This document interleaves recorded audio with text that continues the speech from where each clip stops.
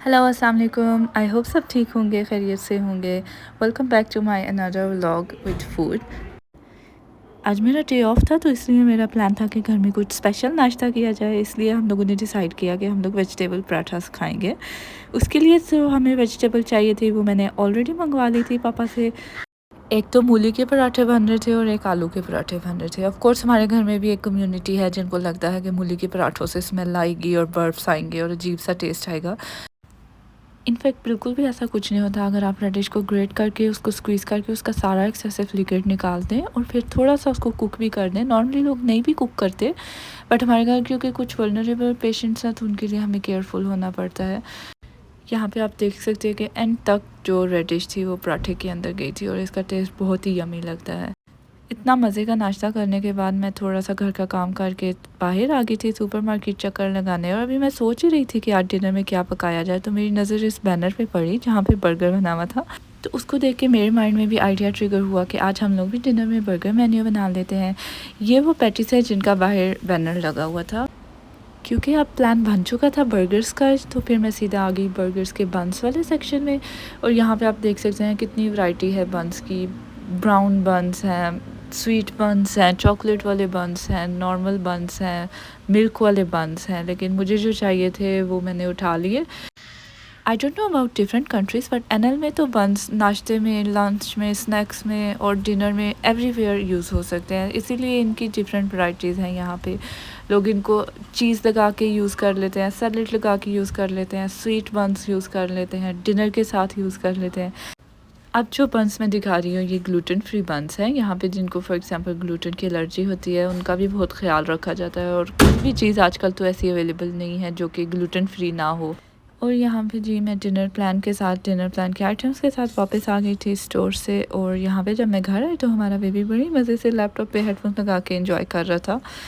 और फिर मैं वापस आ गई किचन की तरफ। और आते हुए मैंने ये टर्किश शॉप से कबाब्स भी ले लिए थे जो कि चिकन से बने होते हैं। और मैंने क्विक सा डिनर बनाना था, इसलिए ज़्यादा कोई एक्सटेंसिव मैंने काम करना नहीं था, इसलिए मैंने यही ऑप्शन चूज़ किया। और इनकी पैटीज़ के साथ मैंने बर्गर बनाने का प्लान किया। कमिंग डेज़ में मैं खुद भी पैटीज़ बनाऊंगी और उसके साथ बर्गर बनाऊंगी, तो वो आइडिया भी आप लोगों के साथ शेयर करूंगी। आप थोड़ा सा बस वेट कीजिएगा, मुझे टाइम मिले तो मैं वो भी करूंगी। यहाँ पे मैं अपने बर्गर्स की पैटीज़ को निकाल रही थी, वो जो कि चिपकी हुई थी बटर पेपर के साथ।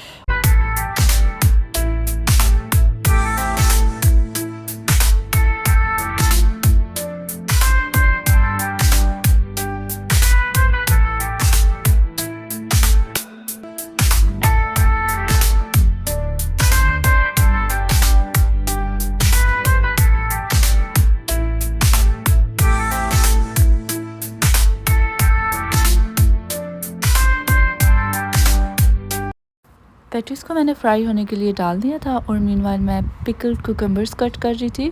और साथ ही मैंने अनियंस भी ले लिए थे, उनको भी मैंने बहुत छोटा छोटा कट कर लिया था क्योंकि मैं ये बर्गर हम बर्गर स्टाइल बना रही थी। और यहाँ पे जो हम बर्गर सेल होते हैं उनके अंदर यही दो चीज़ें यूज़ होती हैं, तो इसलिए मैं भी उसी चीज़ को फॉलो कर रही थी।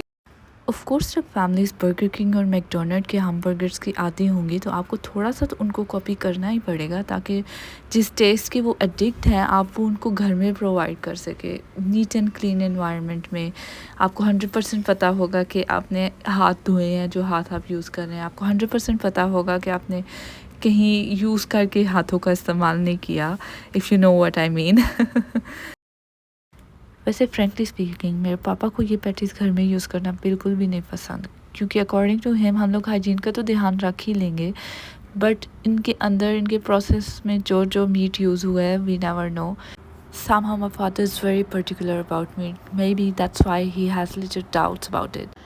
एनीवेज़ बर्गर्स बनाने के लिए सब चीज़ें रेडी थी, जस्ट हम लोगों ने असेंबल करना था। और इसके लिए मैंने अपना टोस्टर निकाला। और इसका ये फ़ीचर बहुत ही प्यारा है कि आप इसको 2 साइड्स ग्रिल के तौर पे भी यूज़ कर सकते हैं, जैसा कि अभी मैं आपको दिखा रही हूँ। क्योंकि मुझे 5 बर्गर्स बनाने थे तो मेरे लिए थोड़ा डिफ़िकल्ट हो रहा था कि मैं एक एक को निकालूँ और फिर साइड पे रखूँ। तो मैं चाह रही थी कि वो ग्रिल के ऊपर ही रहें ताकि उनकी चीज़ मेल्ट हो जाए और वो एंड तक गर्म रहें।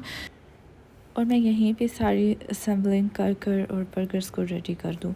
साथ ही मैंने फ्राइज़ रेडी करना शुरू कर दिए थे और मीनवाइल मैं बर्गर्स पे सॉस लगा रही थी। I started with Mayo. मैंने बेस में मेयो लगाया क्योंकि इससे आपका बर्गर बन जो होता है वो थोड़ा जूसी हो जाता है। और फिर उसके ऊपर मैंने जो मेरी पैटीज़ थी वो रख दी। दूसरी साइड पे जो मैंने सॉस यूज़ किया था वो टोमेटो केचप और मस्टर्ड सॉस का कॉम्बिनेशन था। अच्छे से इनको ब्लेंड करके बर्गर बन के टॉप पे लगा देना है, स्प्रेड कर देना है। Then on top of that मैंने जो छोटे छोटे अनियंस कट किए थे मैंने वो एक एक बन के ऊपर स्प्रेड कर दिए। और अगर फॉर एग्जांपल किसी को प्रॉब्लम है तो आप स्किप कर सकते हैं। अनियंस के बाद मैंने कुकम्बर्स डाले थे जो कि पिकल्ड थे, और मेरी फैमिली में ये दोनों चीज़ें सबको पसंद थी, इसलिए मैंने सबके बंस के ऊपर डालनी थी। Next thing was to choose cheese. मैंने चेडर चीज़ चूज़ की थी। मोस्टली सबको यही पसंद थी, लेकिन एक चीज़ ऑफ कोर्स डिफरेंट थी, बिकॉज़ आप घर में बनाना है तो आप हर तरह की कस्टमाइजेशन कर सकते हैं। बाहर थोड़ा ही आप हर किसी को जाके कह सकते हैं इस बर्गर में ये ना हो और उसमें ये ना हो। अब मैं बर्गर बन्स के टॉप पैटीज़ के ऊपर रख रही थी, और जो चीज़ थी जैसे ही वो गरम पैटी के साथ जाके लगती थी तो वो एकदम से मेल्ट होना शुरू हो जाती थी। और ये भी एक ट्रिक है मैकडोनल्ड्स और बर्गर किंग में, इस तरह ही वो टॉपिंग करते हैं कि आपकी जो पैटी है वो चीज़ के साथ टच हो, और जब वो आपके पास आए तो वो बिल्कुल हार्ड ठंडा सा चीज़ स्लाइस ना हो, बल्कि थोड़ा वार्म मेल्ट सा हुआ हो। यहाँ पे मेरी फ्राइज़ भी रेडी हो गई थी, और इन पे मैंने सॉल्ट डाल दिया जितना मुझे चाहिए था, एंड देन मैंने नगेट्स भी तैयार कर लिए थे। मतलब पूरा मील बना था हमारे घर में, जो कि आई थिंक अगर बाहर आप जाते तो अराउंड 70 यूरोज़ कहीं नहीं जाने थे।